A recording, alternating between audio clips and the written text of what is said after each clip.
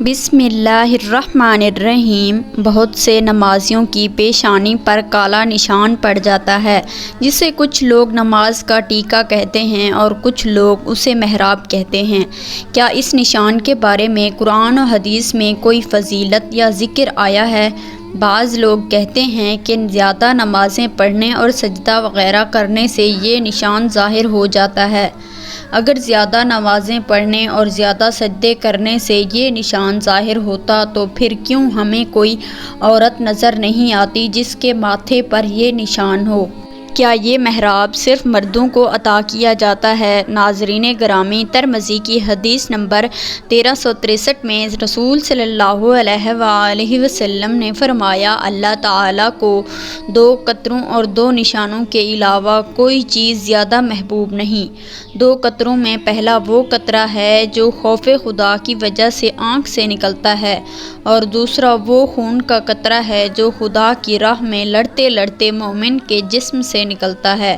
اور 2 نشانیوں میں ایک تو وہ نشان ہے جو اللہ کے رستے میں زخم کا نشان ہو، اور دوسرا اللہ تعالیٰ کے فرائض میں سے ایک فریضے کی ادائیگی کا نشان ہے۔ کچھ لوگ اس حدیث کو دلائل کے طور پر پیش کر کے کہتے ہیں کہ محراب ہی وہ نشان ہے کہ جس کا اس حدیث میں ذکر ہے، یعنی وہ نشان جو اللہ تعالیٰ کے فرائض میں سے ایک فریضے کی ادائیگی کے دوران چہرے پر پڑ جاتا ہے۔ اس طرح قرآن کی سورۃ فتح میں اللہ تعالیٰ یوں فرماتا ہے، آپ انہیں دیکھیں گے کہ وہ سجدے اور رکوع کر رہے ہیں، وہ اللہ تعالیٰ کا فضل اور اس کی رضامندی کی جستجو میں ہیں، اس کا نشان ان کے چہروں پر سجدوں کے اثر سے ہے۔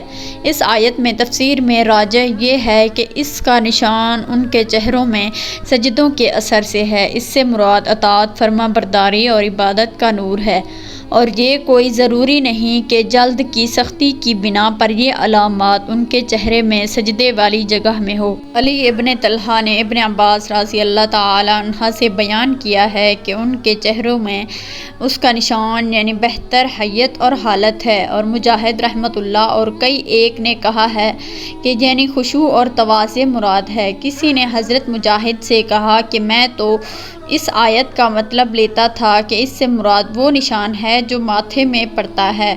اس کے جواب میں حضرت فرمانے لگے، یہ نشان تو پھر فرعون کے چہرے پر بھی ہو سکتا ہے جس کا دل پتھر ہو۔ اور سدی رحمۃ اللہ علیہ کہتے ہیں کہ نماز ان کے چہروں میں حسن پیدا کر دیتی ہے، اور بعض کا کہنا ہے کہ نیکی کا دل میں نور اور چہرے پر روشنی اور رزق میں کشادگی اور لوگوں کے دلوں میں محبت ہے۔ شاید یہ ہے کہ پیشانی پر جلد کی سختی اور رنگ کی تبدیلی کی شکل میں اس علامات کی موجودگی اس شخص کے اخلاص اور صحیح ہونے کی کوئی دلیل نہیں، جیسا کہ اس چیز کا نہ پایا جانا اس بات کی دلیل نہیں کہ وہ شخص اچھا اور نیک صالح نہیں اور وہ نماز میں سستی اور کاہل ہے، بلکہ اکثر طور پر یہ تو جلد کی حساسیت اور طبیعت پر منحصر ہے۔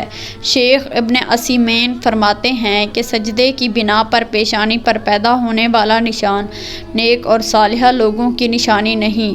نیک لوگوں کی نشانی تو چہرہ من نور اور چہرہ صدر اور حسن اخلاق ہے۔ چنانچہ جب نمازی وہ کام کرے جو رسول صلی اللہ علیہ وآلہ وسلم نے حکم دیا ہے اور کسی کھردری چیز پر سجدہ کرتا ہو تو اس کی پیشانی پر علامات پیدا ہو سکتی ہے، اور یہ چیز نفس میں فخر اور تکبر پیدا کر سکتی ہے، لیکن جس کا دل ایمان پر مطمئن ہو اور وہ وہی کرنا چاہتا ہو جو اللہ تعالیٰ کے پاس ہے تو اسے لوگوں کی باتیں کوئی نقصان نہ دیں گی۔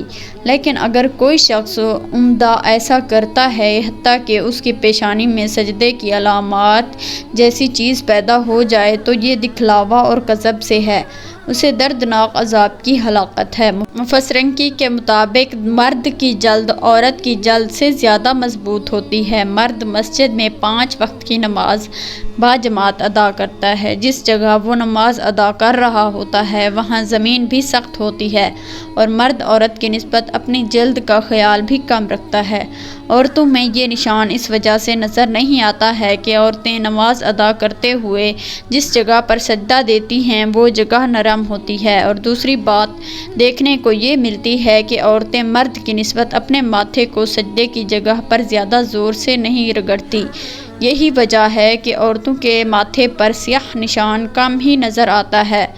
کچھ مردوں خواتین اپنے ماتھے کے یہ نشان کو حاصل کرنے کے لیے سجدے کی حالت میں جا کر اپنے ماتھے کو زور زور سے رگڑتے ہیں۔ کچھ نمازیں ایسی بھی ہیں جو اللہ تعالیٰ کی راہ میں لمبے لمبے سجدے کرتے ہیں پر ان کے ماتھے پر نشان نہیں پڑتا۔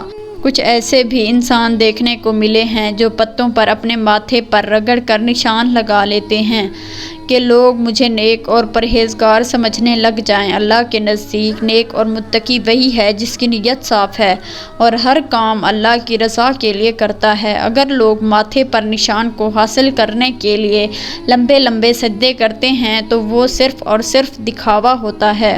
ایسے لوگوں کے لیے سخت عذاب ہے۔ ناظرین گرامی، بے شک اللہ تعالیٰ نے روز قیامت جہنم کی آگ کو ان حصوں پر حرام قرار دیا ہے جو حصے اللہ تعالیٰ کی عبادت کرنے میں مشغول ہوتے ہیں۔